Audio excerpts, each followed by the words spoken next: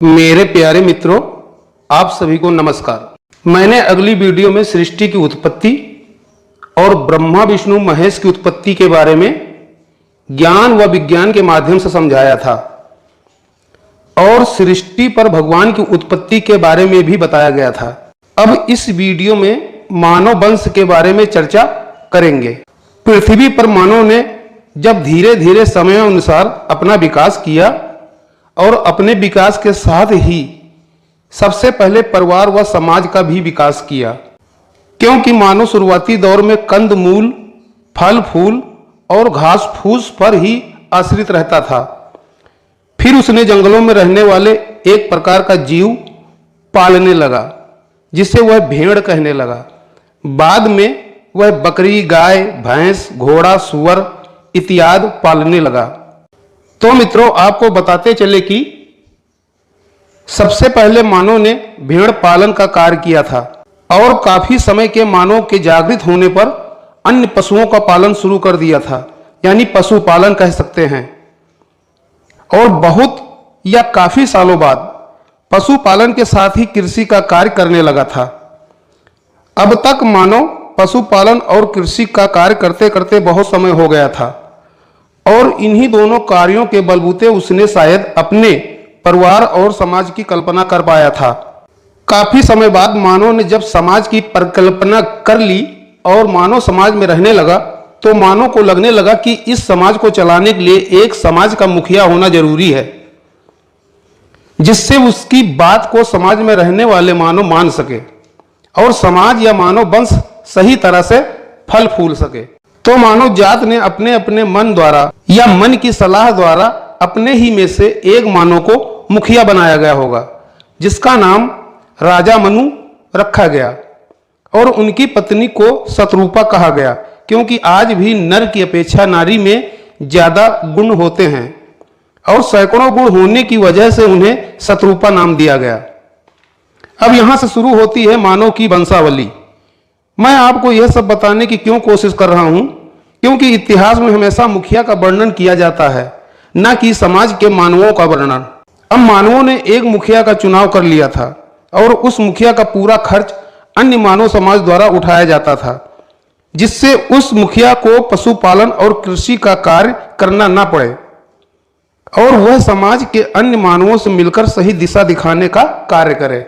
अब तक मानव ने अपने ही समाज के एक मानव को मुखिया मान लिया था और उस मुखिया का नाम राजा मनु कहा जाने लगा। राजा मनु के पुत्र उत्तानपाद हुए और उत्तानपाद के पुत्र राजा ध्रुव हुए। राजा ध्रुव का आज भी हमारे इतिहास में वर्णन किया जाता है। ध्रुव के पुत्र प्रियव्रत हुए, जिनके कार्यों की समाज आज तक सभी वेद पुराण प्रशंसा करते हैं। अब तक आप सभी लोग समझ गए होंगे कि मुखिया का बेटा ही मुखिया बनता था। यह सिलसिला पीढ़ी दर पीढ़ी तक चलता रहा। राजा प्रियव्रत के 10 पुत्र हुए, आग्निध्र, मेधातिथ, वपुष्मान, ज्योतिष्मान, धृतमान, भव्य, समन, अग्निवाहु, मेधा एवं पुत्र। उस समय तक पृथ्वी 7 द्वीपों में बटी थी। तो राजा प्रियव्रत ने अपने एक पुत्र अग्निध्र को जम्बू द्वीप में रहने का आदेश दिया, जो आजकल एशिया महाद्वीप के नाम से जाना जाता है। दूसरे पुत्र मेधातिथ को पलक्ष द्वीप, जिसे हम दक्षिणी अमेरिका कहते हैं। तीसरे पुत्र वपुष्मान को सालमल द्वीप, जो ऑस्ट्रेलिया महाद्वीप के नाम से जाना जाता है। चौथे पुत्र ज्योतिष्मान को कुश द्वीप दिया, जिसे हम अंटार्कटिका महाद्वीप कहते हैं। पांचवें पुत्र द्वितमान को क्रौंच द्वीप दिया गया, जिसे हम अफ्रीका महाद्वीप कहते हैं। छठे पुत्र भव्य को शाक द्वीप दिया गया, जिसे हम सभी यूरोप महाद्वीप कहते हैं। सातवें पुत्र समन को पुष्कर द्वीप दिया गया, जो आज के समय उत्तरी अमेरिका है। बाकी तीनों पुत्र सांसारिक बंधनों से मुक्त योग परायण जानने वाले थे। अब इन 7 द्वीपों पर राज करने वाले पुत्रों ने अपने अपने वंश का विस्तार किया। इसमें से जम्बू द्वीप पर राज करने वाले आग्निध्र का ज्यादा विस्तार हुआ, क्योंकि जम्बू द्वीप का भौगोलिक वातावरण अन्य द्वीपों की अपेक्षा काफी अच्छा था। आग्निध्र के 9 पुत्र हुए, नाभि, किमपुरुष, हरिवर्ष, इलावर्त, रम्य, हिरण्यवान, कुरु, भद्राश्व, केतमाल। इन 9 पुत्रों को राजा आग्नेयद्र ने जम्बूद्वीप के 9 भागों में बांटकर सबको अलग अलग क्षेत्र दे दिया। पहले पुत्र नाभि को हिमवर्ष, दूसरे पुत्र किम पुरुष को हेमकूट, तीसरे पुत्र हरिवर्ष को नैषद वर्ष, चौथे पुत्र इलावर्त को इलावर्त वर्ष, पांचवें पुत्र रम्य को रम्य वर्ष, छठे पुत्र हिरण्यवान को श्वेत वर्ष, सातवें पुत्र कुरु को कुरु वर्ष, आठवें पुत्र भद्राश्च को भद्राश वर्ष, नौवें पुत्र केतुमाल को गंधमादन वर्ष। इन 9 खंडों में हिमवर्ष या भारतवर्ष ही ऐसा खंड था जिसके राजा नाभि ने इसे आर्यवर्त कहकर संबोधन किया था, क्योंकि इस खंड में मानव जाति की बुद्धि का विकास तीव्र गति से हुआ और ये सब लोग अपने को ज्ञानी या आर्य कहने लगे, इसीलिए इसे आर्यावर्त कहा जाने लगा। और बाकी के 8 खंड के मानव थे वे भी अपने आप आर्य या ज्ञानी जन कहते थे, लेकिन हमारा इतिहास राजा नाभि के राज आर्यावर्त का ही मिलता है। अब हम आपको बताते चले कि शाकद्वीप यानी यूरोप पर राज करने वाले भव्य के वंशज शक कहलाए। यानी साधारण शब्दों में यह कह सकते हैं कि जम्बूद्वीप यानी एशिया और शाकद्वीप यानी यूरोप, ये दोनों द्वीप एक दूसरे के नजदीक होने के कारण इनकी संस्कृति लगभग एक जैसी ही थी। यह सब आर्यों के गढ़ होने से इन्हें गढ़ प्लस आर्य यानी गडरिया ही कहा जाता था। अब आगे बढ़ते हैं। राजा नाभि आर्यवर्त के राजा थे। इनके अजनाभ पुत्र हुए, अजनाभ से वृषभदेव हुए, वृषभदेव के 100 पुत्र हुए। इनमें सबसे बड़े भरत थे। इन्हीं के नाम से आर्यवर्त का नाम भारतवर्ष पड़ा। अब राजा भरत से सुमिति, सुमिति से इंद्रद्युम्न, इंद्रद्युम्न से परमेष्ट, परमेष्ट से प्रतिहार, प्रतिहार से प्रतिहर्ता, प्रतिहर्ता से भव, भव से उगदीध, उगदीध से प्रस्ताव, प्रस्ताव से पृथ्वी, पृथ्वी से नक्त, नक्त से गय, गय से नर, नर से विराट, विराट से महावीर्य, महावीर्य से धीमान, धीमान से महांत, महान से मनुष्य और मनुष्यों से त्वष्टा और त्वष्टा से विरज, विरज से रज, रज से सत्यजित, सत्यजित के 100 पुत्रों में विश्वज्ञ ज्योति सबसे प्रधान पुत्र था। अब तक आर्य 2 भागों में बढ़ चुके थे। एक भारतवर्ष यानी जिसे आर्यवर्त कहते हैं, दूसरे वे जो आर्यवर्त के पश्चिम में राज्य करते थे। आर्यवर्त के रहने वाले सूर्यवंशी कहलाए, क्योंकि सबसे पहले सूर्य इन्हीं के राज्य में निकलता था। और पश्चिम के आर्य चंद्रवंशी कहलाए, क्योंकि पश्चिम में जैसे जैसे पीछे जाओगे सूर्य का उदय होना देर से होगा। अब और आगे बढ़ते हैं। अब राजा विश्वज्ञ ज्योति के बाद विश्वरंध, चंद्र, यूनास्व, बृहदस्व, धुंधुमार, दृढ़स्व, हरस्व, निकुंभ, वर्णास्व, कृषाण्व, सेनजित, यूनास्व द्वितीय, मानधाता, पुरुकुत्स, त्रिशदस्व, अनरण्य, हर्यस्व, अरुण, निबंधन, त्रिशुंग, हरिश्चंद्र, रोहितास, चंप, वासुदेव, विजय, भसक, वृक, बाहुक, सगर, अमंजस, अंशुमान, दिलीप, भगीरथ, श्रुत, नाभ, सिंधुदीप, अयुतायुष, ऋतुपर्ण, सर्वकाम, सुदास, सौदास, अस्मक, मूलक, सतरठ, एडविड, विश्वसह, खटवांग, दिलीप, रघु, अज,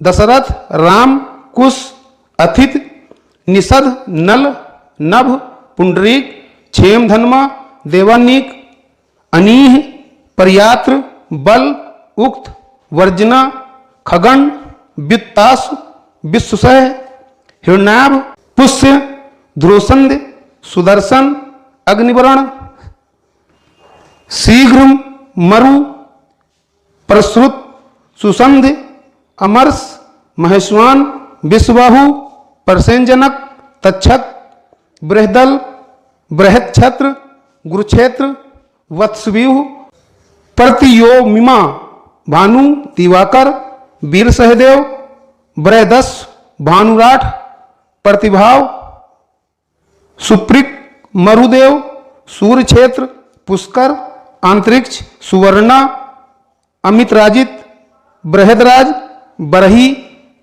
कृतांजय, रणजया, संजय, शाक्य सिंह, सुशोधन, सिद्धार्थ, राहुल, प्रसन्नजीत, कुंतल, रनाक, सूरथ, सुमित्र।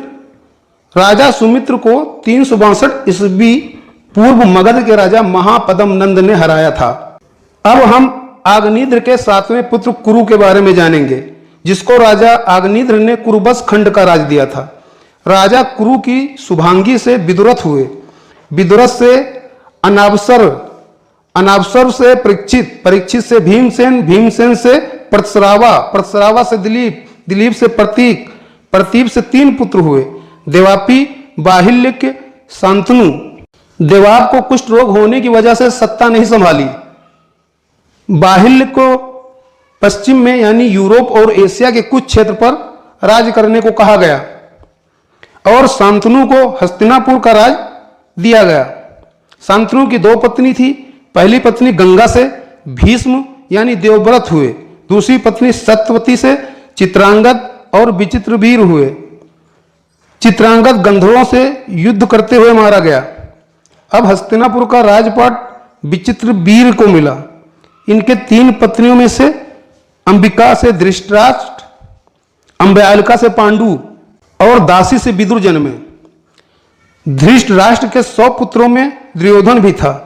पांडु के 5 पुत्र थे, कुंती से 3 पुत्र, युधिष्ठिर, अर्जुन, भीम, माद्री से नकुल और सहदेव, अर्जुन से अभिमन्यु, अभिमन्यु से परीक्षित, परीक्षित से जन्मेजय, जन्मेजय से कटिनका, कटिनका से शंकुकर्ण, शंकुकर्ण से सतनीक, सतनीक से अश्वमेधदत्त, अश्वमेधदत्त से धिसीम, कृष्ण से निश्चु, निश्चु से उष्ण, उष्ण से चित्ररथ, चित्ररथ से सुचिदर्थ, सुचिदर्थ से विष्णुमत, विष्णुमत से सुसेन, सुसेन से नुनीत, नुनीत से रुचु, रुचु से निर्चक्षु, निर्चक्षु से सुखीबल, सुखीबल से परिपल्लव, परिपल्लव से सुनय, सुनय से मेधाविन, मेधाविन से निरपंजय, निरपंजय से ध्रुव, ध्रुव से मधु, मधु से तिगम ज्योति, तिगम ज्योति से बृहदर्थ, बृहदर्थ से वसुदान, वसुदान से अहनेर, अहनेर से निर्मित्र, निर्मित से क्षेमक, क्षेमक से क्षेमधर्म, क्षेमधर्म से क्षेमजित, क्षेमजित से बिमसार, बिमसार से अजातशत्रु,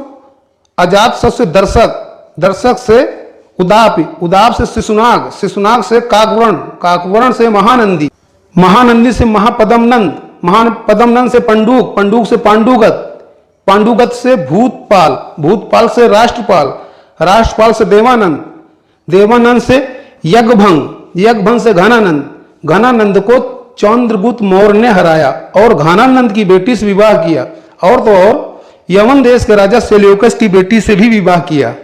अब शांतनु के बड़े भाई बाहिलिक का इतिहास देखो। राजा प्रतीक ने बाहिलिक को यूरोप और एशिया के कुछ भूभाग का राजा बनाया था और इनके वंशजों ने कई राजवंशों की उत्पत्ति की, जैसे यवन वंश, हय्यो वंश, खस वंश इत्यादि। अब इन 3 वंशों के उत्तराधिकारियों के कुल ने जगह जगह युद्ध करके अपने साम्राज्य की नींव डाली, जैसे गंधार, कुंतल देश, महिष्मती, भद्रसेन, वृषण वंश, यदुवंश, कंबोज, पारद, पौरव, द्वारद, तुषार, मद्र, उकत्सु, कैकेयी, आभीर, सिंधु, शूद्रक, पिशाच, अस्मक, साल्व और सौबीर आदि आदि इनके वंशज राजा हुए।